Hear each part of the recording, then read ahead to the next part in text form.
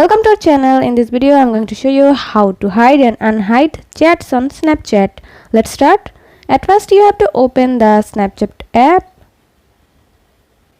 Then tap on your chat, and after that, if you want to hide the chat of your friends and just tap on the chat, and in here tap on chat settings, and after that tap on clear from chat feed, and then tap on clear.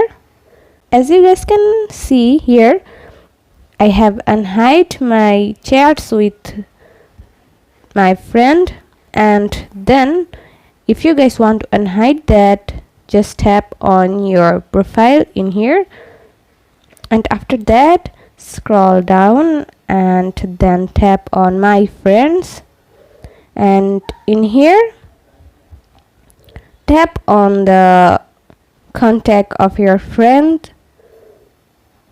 Then after that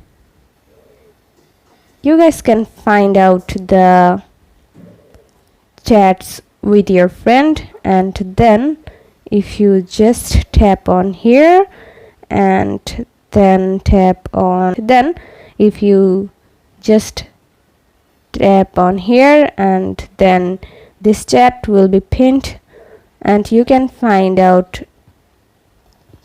this chat easily.